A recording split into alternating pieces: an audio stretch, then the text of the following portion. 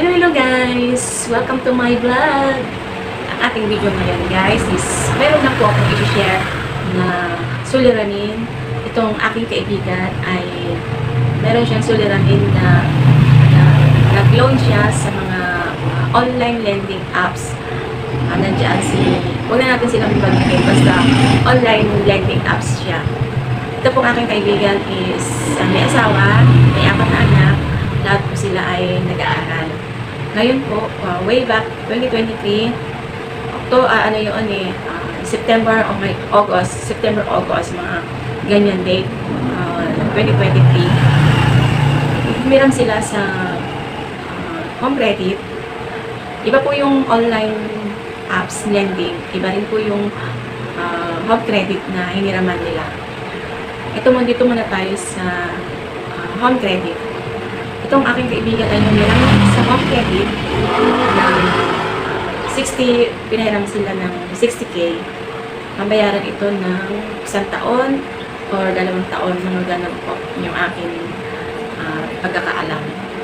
Ngayon po, 60K po yung kanilang nihiram. Ang 20K po dito is pinambayad sa tuition fee ng kanilang anak. Ang 40K po ay ang iba po dito ay pinabayad sa mga bills. Basta mga bills, tubig, ilaw, bahay. Ang sobra po ay napunta sa mabait niyang husband na hindi ginamit sa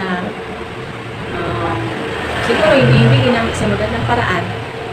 Itong kanyang husband ay pauwi-uwi ng kanilang probinsya at doon lustay ng kanyang pera na hawak-hawak na inutang doon sa home credit na iniraman nila. Ngayon, itong si husband na lalaki is meron siyang mga barkada na hindi niya akalain na magagastos niya yung pera na dapat ay sa mabuti niya inilagay. Hanggang sa siya ay nalulunta sa mga bisyo, bad bisyo, basta mga bisyo. Alam ko lahat yan. Mga bisyo na yun. Yan yung, basta bad kasi yung mga friend niya, inakay siya sa basta mali yung friend niya na napili. Kasi inakay pa siya sa mali yung babae. Imbis na tama. Kasi nga po, itong kaibigan ko ito, lalaki, meron siyang pamilya, 4 ang kanyang anak, lahat pinag-aaral niya. Versus doon sa mga kaibigan niya na walang pamilya, sarili lang nila ang iniintindi nila. Kaya okay lang sa kanila na mag-lose tayo ng pera or wala silang iniintindi. Kaya okay lang sa kanila na easy go lucky lang sila.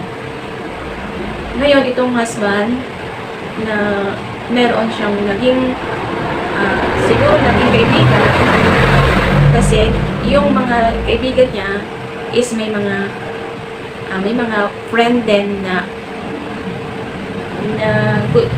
call boy o na natin na call boy yung mga kaibigan niya. Inalok siya or inano siya, anong tawag kasi doon, parang nag-aya din, gusto rin yung husband na tikman din yung call boy na yun na nirepair sa kanya ng mga friend niya.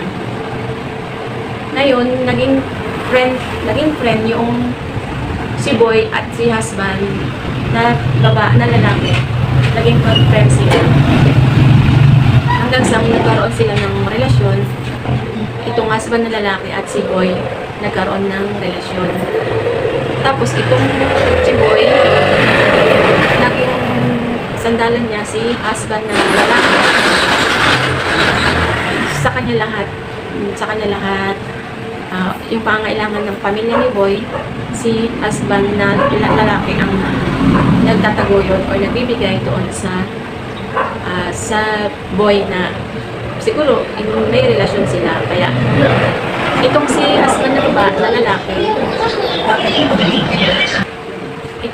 lalaki, naging magkarelasyon si boy na nirecommend ng mga friend niya na mag-ano sila yung siguro mag-jowa-jowa, ganun. Kasi itong si husband na lalaki, lonely siya. Hindi niya alam yung na may pamilya siya na nasasaktan. Ang kwento po na to is totoo po na nangyari. Hindi ito kwento-kwento lang.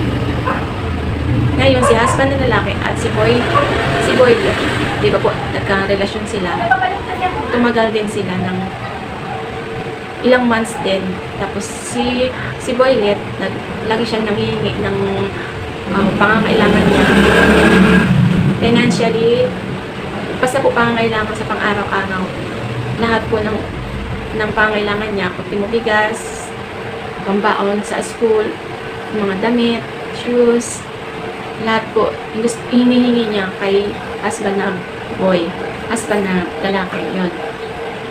Hanggang sa nalaman ng husband na babae, ni wife, wife ni husband, nalaman niya na ganyan nga, meron ng partnership yung kanyang husband, masakit para doon sa babae na friend ko, masakit para sa kanya kasi hindi niya inakala na yung lalaki, yung asawa niya is magkakaroon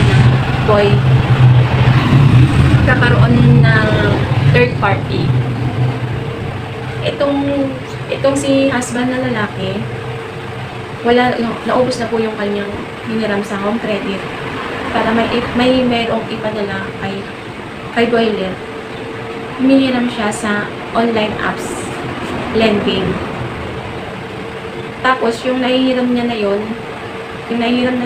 pinapadala doon sa Boylet niya. Ano daw na tayo, hindi natin alam kung lahat ba is pinapadala ni husband na lalaki doon sa Boylet niya na may nahihiram siya sa online apps. Siyempre, may pangailangan din yung pamilya ng husband na lalaki, kaya kailangan niya. Hindi natin din alam. Tapos, hanggang sa madami na siyang na-applyan na online apps, hanggang sa dumami ng dumami, hanggang sa hindi na siya makayaran sa online apps, itong asawa niya na babae, nagmagandang loob na gamitin yung kanyang pangalan na umiram din sa online apps. Hanggang sa nagamit na niya ito, nakakahiram si husband na babae, housewife, nakakahiram siya yung asawang babae doon sa online apps na yung pera nyo binibigay doon kay husband na lalaki.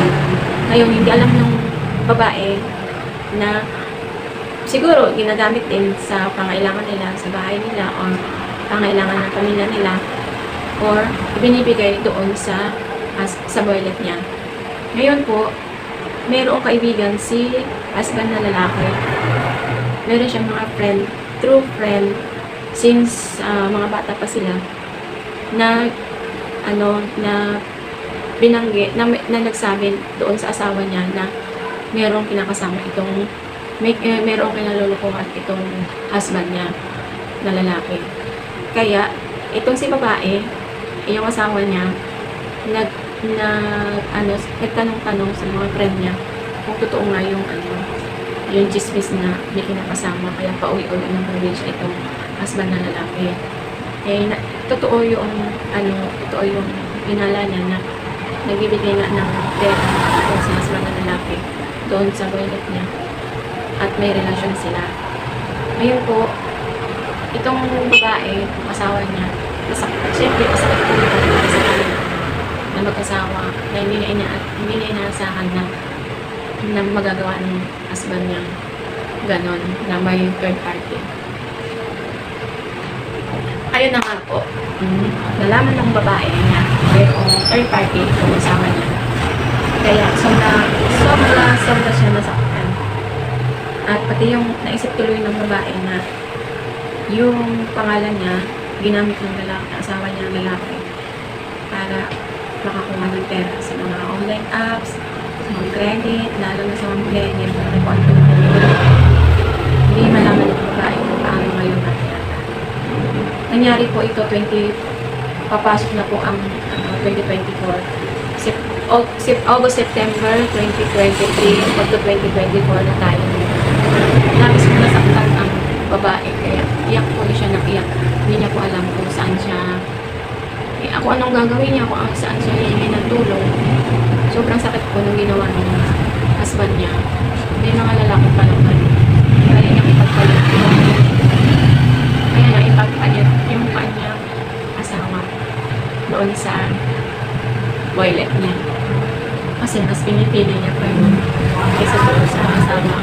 pamilya niya. Siguro hindi na siya masaya dun sa asawa niya. Kaya nagkaroon na siya ng king. Or ginuyo lang siya ng ginuguyo lang siya ng kanyang mga mata na gumawa ng gano'n. Siyempre, sa paedad na siya, matanda na siya, alam na niya yung tama at mali. Bakit niya ginawa? Diba? Diba ngayon lang, alam ko yung tama at mali. Dapat hindi na hindi na masira ng pamilya. Bakit gano'n? Bakit hindi na wala ng pamilya? Ako po, friend lang naman po ako. Kaibigan po ako tayo. Pero ba't parang nasasaktan? Parang ako yung parang ako yung tapos, hindi na sila okay no. Simula noon, hindi na sila okay no. Asawa niya kasi hindi na maibabalik yung may lamat na. Kaya, ito po yung kwento for the day's baby. Mahirap. Kahit matagal na kayo mag-asawa, mahirap pa rin. Parang may nahihig pa rin. Lalo na pag may mga barkada hindi magandang influensya. May mga barkada magandang influensya. Pero ang barkada na hindi maganda. Pero bakit doon siya sa maling barkada? Bakit may mga asawang kayo? Pinipis yung pamilya nila. Kahit sabihin matagal na lang yan, 2023. Kapasok po yung 2022. Medyo matagal na 1 year na. Bakit pa naiisip mo na parang kahapon lang nangyari yung mga ganun. Biro niyo po,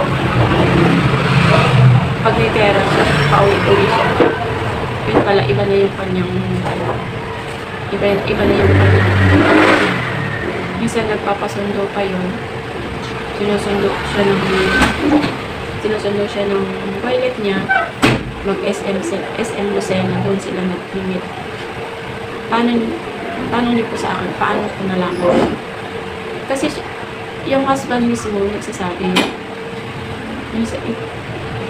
yung husband mismo nagsasabi sa akin na ganyan ang nangyari sa kanya. Tapos nahuli ko pa yun. Ikwento yung friend niya. Tinext ko yung friend niya.